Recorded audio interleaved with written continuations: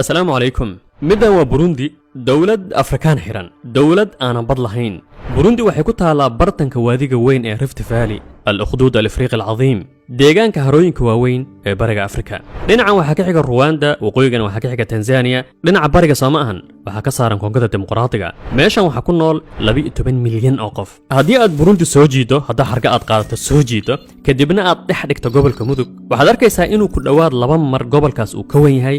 dalka Burundi, taasoo ah in Soomaaliya qaybtan loo yaqaan Soomaaliyada Hangoolka ay 25 mar ka weyn tahay Burundi. waxa ku soo baxay in Soomaali weyn ay 37 mar ka weyn tahay dalkan Burundi. macluumadan waxaad ka arkaysaa in dalkan uu yahay dal yar. 60% dadka Burundiiska waa Kristaan u badan Roman Catholic, 20 ilaa 25 inta kale macna soo hartay waa qabaa'il wadaniyiin diin la'aan. Muslimiintu waxay gaarayaan 5%. weliba macluumadan waxaan ka soo xaqiijiyay mid kamid ah safaaradaha dalka Burundi, halka macluumaadka internetka yaalo hadda haddii aad baarto ay ku leeyihiin muslimiintu waxay gaarayaan 1%, 2% macnaha waa dal muslimiintu ay ku yar yihiin ama xitaa la dhihi karo muslimiinba kuma noolo. haddii dalkan aad macluumaad ka baarayso, haddii aad rabto inaad Burundi macluumaad ka baarto, waxa ugu horeeya kuu soo baxaya waa inuu yahay dalka caalamka ugu baxiristaag. inta aan ku sheegin macluumadaas ku soo dhawaada mar kale xalaqad juqraafiyeed. waxaa muuqata in aad loo jecel yahay xalaqooyinka noocan oo kale ee aan juqraafiga uga hadlayno. koobka dashaa soo qaado maya maanta koob shaah ma soo qaadanaysid, waxaad soo qaadanaysaa warqad iyo qalin, kadibna waxaad ku qortaa karaamo iyo dadnimo. xalaqadan qiimaheeda dambe ama inta badan waa muhiim, fadlan meel walbana ku sii faafi, waxaad heli doontaa dhowr tan oo wacyi ah. ku soo dhawaada mar kale xalaqadeenan maanta. waa anigoo ah Cumar Inshaar.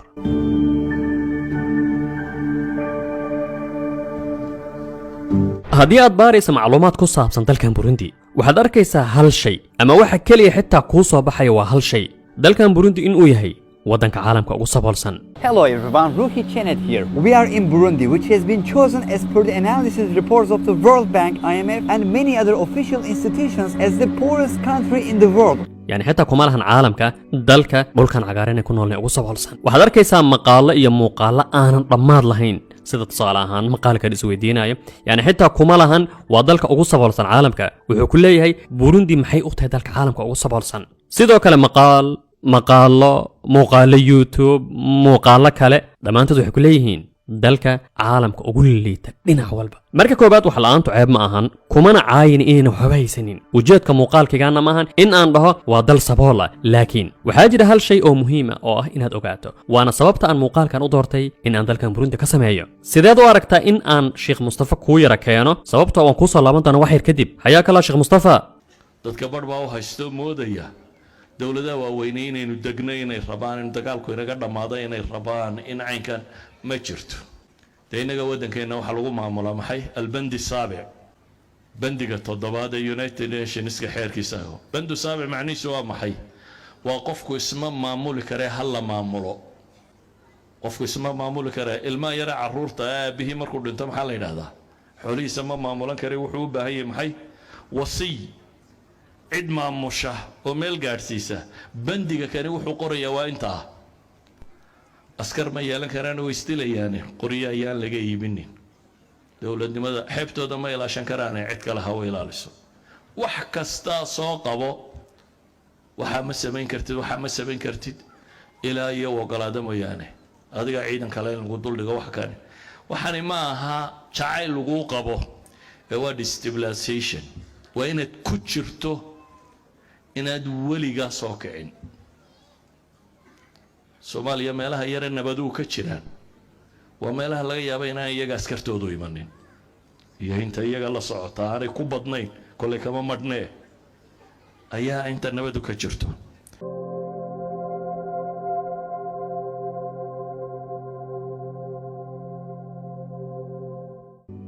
شريف شيخ أحمد يا كلا حير، محمد عبد الله فرماجة، حسن شيخ محمود، sidoo kale ninkan Axmed Islaam, Axmed Madoobe yaa kale ninkan sidoo kale aan soo qaadano Ra'iisul Wasaare Hamza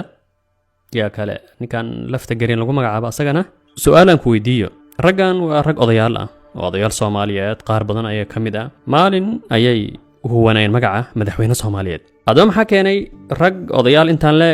in ayna fahmin shay canug 10 sano jir u fahmi karo 16 sano ayaa AMISOM u buuxsantay in ilaa hadda ay aaminsan yihiin inay nabad keenayaan ayagoo xaqiiqada iyo caqliga iyo waaqica uu leeyahay waxaa mustaxiil inay nabad keenaan talow sababtu maxay tahay markaad muuqaalka dhammaysato comment nagula wadaag adigoo isweydiinayo su'aashan isweydiinayno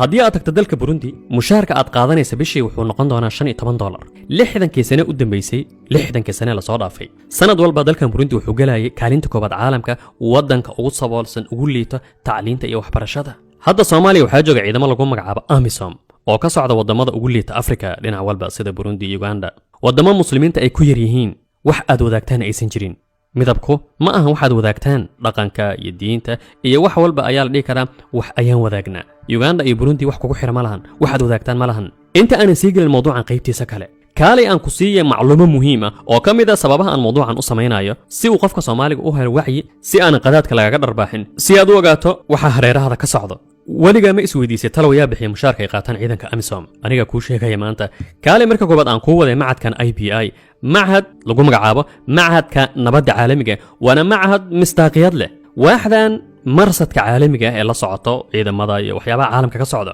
wuxuu ka hadlayaa qaabka raqiisnimada ee loo bixiyo mushaaraadka ciidanka AMISOM iyo ahaanshiyaha mashruuca AMISOM mashruuca caalamka ugu raqiisan wuxuu ku leeyahay waxa bixiyo midowga Yurub haddaba uma baahnad in aan ku dhahay dib u raadi wixii ay wariyaasha Yurubiyaanka ka lahaayeen dagaalka Ukraine markuu bilaabanayay cadaanku in ayna dilka mudnayn sida ay shucuubta bariga dhexe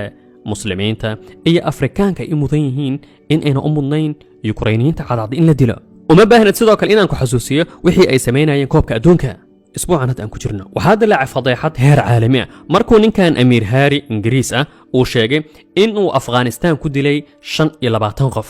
intuu Afghanistan jooga sanadyo ka hor inta Yurubiyaanka iyo Mareykanka ayna ka bixin 25 qof ayaan dilay ayuu leeyahay macnaheedu uu ku faanaya guul ayuu muujinayaa tacaatuf ayuu rabaa inuu ka helo dalkiisa iyo shucuubta cadaanka Prince Harry also admitted in the book that he killed 25 people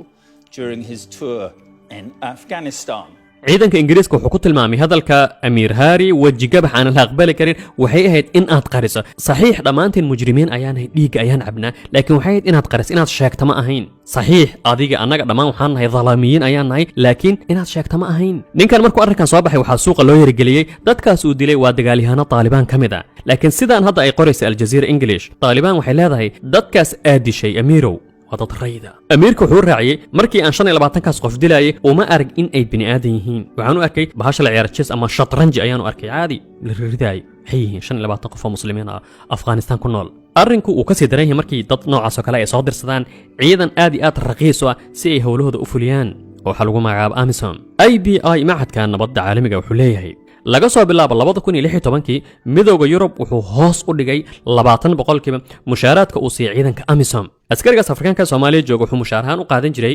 $128 halka midowga Yurub uu ka dhigay $822 2016 madaxweynaha Burundi wuxuu ku goodin jiray in ciidankiisa uu Soomaaliya kala bixi doono haddii midowga Yurub uu hoos u dhigo lacagaha uu siiyay ciidankiisa xataa Ugandayska Yoweri Museveni kabtanka kaligitalisada Afrika wuxuu ku goodinayay sidoo kale inuu ciidankiisa la baxay haddii mushaarka laga dhimo arrinkan waxa lagu soo dhameeyay isdajiya wixii aan idinka jirin waan idin siin doonaa idinku waxay idin qusay kaliya hawlaha annaga aan idinkugu talagalnay inaad Soomaaliya ka fulisaan lacagii mushaar soo maahan waan isku afgaran doonaa waxba isdajinina sidaas darteed maqaalkaas markaad akhriso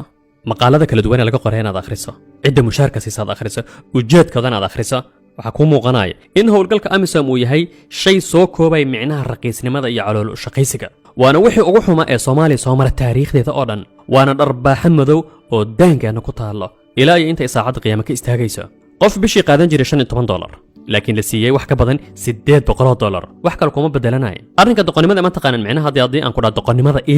doqonnimada qeexitaankeeda waa in aad sugayso qof mashruuc ganacsi u furan yahay in uu mashruuciisa ganacsi iska xiro in il dhaqaale iska xiro in labadan dal Uganda iyo Burundi howlgalka AMISOM uu yahay il dhaqaale wax kale ma haystaan macquul lama ahan inay iska xiraan ishaas dhaqaale yaani waxa mustaxiil ah anagoo caqliga Ilaahayna siiyay adeegsanayna in AMISOM ay nabad keento waa mustaxiil sababtoo yaani caqligaad aad ka shaqaysii ciidamo ka socda dawlad sabool ah aad u dambeeyo xadaarad iyo akhlaaqiyad aan lahayn waxa quseeyana kaliya uu yahay shilimaadkaas ay qaadanayaan macnaha waxay arkeen wax weligood ayna ku taamaynin marka macquul maahan inay ka tagaan bilaash looguma dooranin wadamadaas Yurubiyaanka bilaash umayna dooranin Burundi iyo Uganda ma jirto dawlad kale Afrikaan oo arrinkan yeelaysa ciidan raqiis ah oo lacag la siiyo keena dawlad Afrikaan oo kale yeelaysa ma lahan sidoo kale in tusaale fiican lagaaga dhigo wax ugu liita Afrika waxaan huba qofka Soomaaliga ee wacyiga aan lahayn ama inta aanan wacyiga lahayn markay arkaan tusaalahan hadda dalkii marka joogto kale markaad aragto askari Burundi Soomaali maray calankooda halkan ugu dhagayeen adu malaysa askarigan inuu ka imaaday dal nabad leh dal jiro laakiin wuxuu ka imaaday xara ari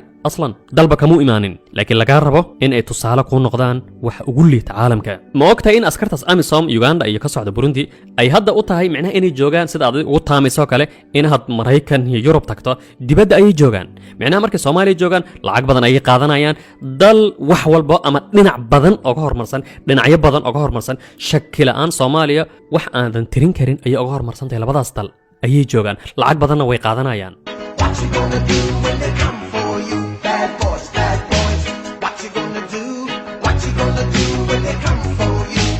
kun sagaal boqol iyo lixdankii ilaa 2005 Burundi waxaa ka jiray xaalad isdoox dagaal mashaakil maleeshiyaad fawda adiga hadii dawladdaada ay dhacday 1991 ayaga weligood nabadba may arag aslan taariikhdooda waxay ku noolaayeen mashaakil iyo maleeshiyaad iyo dagaal 2015 waqti uu isku dayay ciidanka Burundi inuu Soomaaliya wax ka bedelo sida micnaha lagu dhaho ma aan sida xaqiiqada Bujumbura Burundi waxaa ku soo laabanay kaliya talisnimo xaaladuna way cakarnayd ilaa hadda waa wadan ay ka jirta rabshado dil siyaasadeed iyo musiibooyin oo dhan waxaa sii dheer xaaladda saboolnimada aadan weliga arag iska dhaaf xitaa inaad aragtay xitaa aadan weliga maqal 85% dadka Burundi waa Hutu halka 14% ay yihiin Tutsi sidii ka dhacday dalka ay dariska yihiin Rwanda ay waxyaabo badan wadaagaan ayaa ilaa hadda ka taagan mashaakil aan dhamaanaynin 2015 sida uu soo saaray xafiiska horumarinta qaramada midoobay dalka Burundi wuxuu ahaa dalka ugu saboolsan caalamkan aan ku noolnahay isla sanadkaas Burundi waxay gashay kaalinta ugu hooseysa dhulka yani xitaa caalamka maahan dhulka iyo bahda qoraxda iyo